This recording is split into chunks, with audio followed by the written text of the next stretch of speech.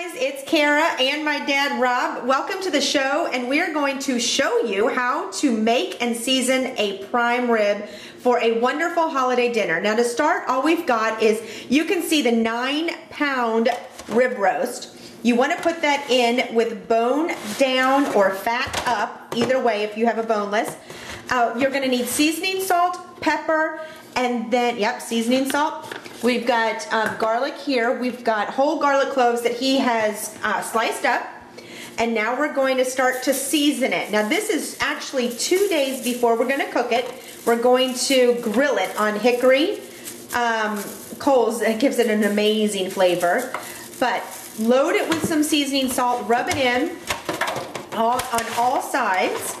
And while he's doing that, I want to tell you that when you're cooking your rib roasts, you want to make sure that the pan is not too big, that it fits the meat nicely. Otherwise, the great juices are going to evaporate during the cooking time. Now, what we're going to do is we're seasoning all the edges here. When you do actually bake your rib roast, we cover it with foil, and we bake it at 325 for 30 minutes per pound, just so you can kind of guesstimate. But you certainly want to check it about 30 minutes prior to your cooking time, the expected end of your cooking time, so that you do not overdo it. And this is about a medium rare, doing that 30 minutes per pound with the bone in. Two things that you need as well is a meat thermometer, and we suggest you use an electric meat thermometer. You can see that in the background right there. This one is by Brookstone.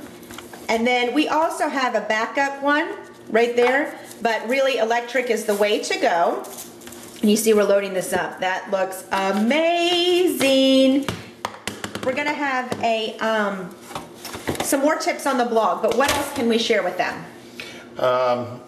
With a Brookstone meat thermometer, the meat thermometers vary. Like this one here is a manual, and it says that it's at rare at roughly 140 degrees, but I think rare is more like 125, 130. And I agree, 120 is the way to go. Yeah, so the Brookstone is really accurate. You can check your roast periodically. You're going to want to pull the roast. If you want it medium rare, then you're going to want to pull it when it's rare. When it's about 125, 130 degrees, I usually pull the roast when it's 130 degrees, especially if it's going to sit for an hour, maybe 2 hours, or at least an hour before you eat. Then it's going to cook for a while longer after you take it out. So I usually quit at about 130 degrees. Okay, now you're going to add pepper. Yeah, I'm going to add pepper, but first I'm going to take just a plain old manual meat thermometer. I'm going to go in the fleshy part of the roast, and then what I do is maybe up on top, I poke a hole, and I take a garlic sliver, which I've sliced up, and I push that garlic sliver right down in the roast, alright? And I put them in about every rib, alright? I go just in the ribs, and that's a big one. I don't know. That's a little big. Let me get a smaller one here. There we go. And I push it in the hole, alright? And then I slide it down in there with the meat thermometer. I just take it and I mince it a little bit and get it down in the meat. I put one there, and then I go about another rib down, a rib and a half. So how many do you end up putting in? And this is a 9-pound roast. 9-pound roast, I may use 6 cloves. Six slivers. 6 slivers, not cloves. And you just stick it down enough so that the top and the bottom of the meat can get I plug the hole with the sliver. Right. Perfect. So we're not going to release a lot of the juices because the garlic is plugging it up. That's good. I can tell you that when you bake it in the oven, the house smells phenomenal. And we want to go into that a little bit while you're loading that. When you bake it in the oven, again, you're going to cook it at 325 for about 30 minutes per pound with a bone in, about 20 minutes per pound with the bone out. But you want to check it about 30 minutes before you think it will be done, because you certainly don't want it overdone. Now, if you're going to grill it, tell us how you do that, because you do it a little different and you put hickory chips, which actually is awesome. I put it on a spit, and I tried it when I spit the roast. This is not working the way I want it to. that's too big of a clove. That's why I usually I try to center the roast on the spit, and I put these two things. Normally what I do is I'll put these in. I'm not going to stick them in now, but I'll get them so that it just slides along the rib on this side. And this one may be exposed, but I get a good part of the roast on the spit and sort of centered so the weight is balanced. And I do the same thing with the one on the other end after I put the steak through. There's a big steel stake that goes through here and through the roast. And then once I do that, I'm not going to do it now. I've got the stick sticking out the other side in the center of the roast, and then I slide the second one on and get it on there uniformly. And then I take it out. I usually preheat my grill to about 270 to 300 degrees. I cook it real slow. I pull the grates that are in the grill out, and then I put a little box, steel box, full of hickory slivers, slices, or whatever. They're chips that you can buy at the grocery store. And I soak those chips in water the night before, so they're good and wet. And I put them in that little box, and I lay that box down on the above the burners. There's heat deflectors. I'll lay them down on one there and let them gradually heat and smoke the roast as it turns on the rotisserie. And then you told me a tip last night is when you're grilling it, you have the two outside burners on, and you leave the middle one off, and have a drip pan so that you don't lose all those yummy juices when you're cooking it. I'll take this drip pan and put it in the center. I've got 3 burners, and in the center one I put the drip pan in the center, and the roast is up above, you know, on the rotisserie, and then the 2 end burners are going, and I basically turn the end burners all the way down just about and keep them low. And so this is how we're going to do our rib, and he's finishing putting all of the seasonings in there. A couple other tips: when you do take it off, again, check 30 minutes early, but let the meat sit about 15 to 20 minutes so that the juices that you're cooking in don't, when you cut them, normally you can have juices all over your cutting board, and one, not only makes a mess, but 2, you're losing them. So if you let your meat sit, any type of meat, covered, the meat will absorb all of the juices again, so that it'll be much more flavorful. So we want you to make sure that any meat you ever cook, you let sit for about 15 to 20 minutes before you start slicing and digging into it. And I think now you're going to add pepper. Yep. And basically there's no set measurement. You load it up so it's nice and seasoned. Do you need glasses? Yeah, I got it. I set the pepper. These are crushed. It's a pepper grinder, and I set it on coarse. I put real coarse pepper on there. See how coarse it is? Yeah, let me look so they can see that. Yeah, that looks good.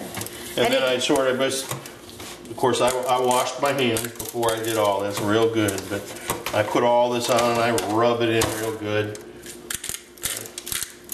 That pepper gives it a great taste.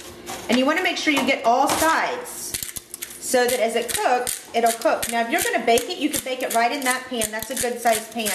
But again, you want a pan that's about 1 inch to 1.5 inches on either side of the meat. You don't want it too big, or all your yummy juices are going to evaporate during cooking. And again, you cook it at about 325. I don't do different high, low. 325 standard, it's good to go. We season it. We're seasoning this for 2 days in advance. We're going to cook it on Sunday, and it's Friday. I would I've done it 2 days. I like about 24 hours before I do it. 24 hours is perfect. And what I'm going to do is I'm actually going to take this whole tray with a roast in it, and I'm going to wrap it in, I'm going to wash my hands. I got to wash my hands first. I'm going to wrap it in saran wrap and put it in the fridge.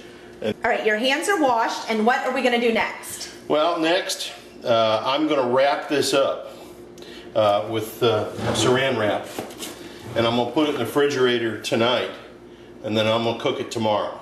Okay. All right? It's going to sit in the refrigerator all night, and then tomorrow, about 2 hours, 2 to 2.5, about 2 hours before I get ready to cook it, I'm going to pull it out of the fridge, and I'm just going to leave it sit on the counter until I'm ready to cook it. Let the roast warm up. Okay. All right, to just about room temperature. But I'm going to leave the saran wrap on it and everything until I'm ready to cook it.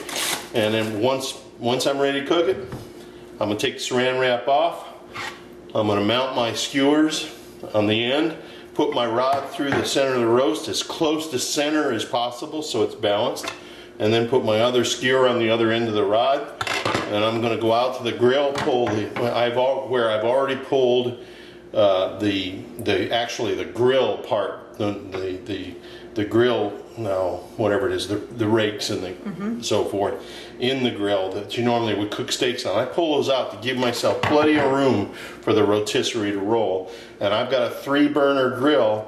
I like the 2 end burners, turn them on low. I've already done that because I've brought it up to temperature, and I leave the center burner out. It's real important when you're out on the grill to cook this roast very slow. I think it's important, even if you're cooking it in the oven, to cook it slow. Cook it at 300 degrees, 325, somewhere in there, and take your time. On the grill, you got to be careful that you don't overcook the outside too. That's why you want to cook it very slow. All right. So it's temped at 270. Is that what the grill temperature is? 270 to 300, depending on, it's going to go up and down. And a grill you can't control like an oven, because when those hickory chips start burning, and they will flame up after a while, they'll heat up the atmosphere inside. Okay. And you got to keep replacing the hickory chips because they burn and they smolder, and you got to put more on. I usually, when they start smoldering real good, and but they're still hot embers inside, I put more hickory chips on top of them. That douses any of the flame. And I probably smoke the roast for most of the time it's on the grill. I keep the smoke going. Okay. Well, I'm going to let you wrap it, and we'll be back in a second. Turn your propane on. We took the grates out really quickly. He's getting ready to turn the propane on. Do you see how it's a 3-burner? There's the 1, I'll light all 3. 2, 3. All right. And you let it warm up for about 30 So we're going to let it preheat for about 30 minutes, and then what are we going to do from there since we're practicing at night? Once it's preheated, okay, turn your center burner off. Okay. Turn your other 2 burners to low. Okay. All right. And then you bring your pan in here. Okay. And so you set your pan right on that middle rack? Yeah. Okay. The master grillsman. And you've got your roast on your spit. Okay. Okay, centered, so it's in the center. And you mount it in here. All right. Perfect. And let the rotisserie do the rest. Awesome. And so we're going to cook this at, again, we're going to get to a temperature of about 120. All right. Okay. Oh, okay. And those are the hickory chips. Yep. I'll just put a couple in there like that. They're totally wet. Okay. All right. I usually fill it up. And then I set it off to the side over here. And that's it. So it doesn't have any particular space. No. So anybody could do that if they need to. Yeah. Excellent. Yeah. All right, guys. Thanks for joining us. Have a fabulous holiday season. Bye-bye. Guys, thanks so much for joining us how to make a prime rib for our Christmas dinner. I hope you all have a blessed holiday season and a wonderful new year. See you on Today's Living.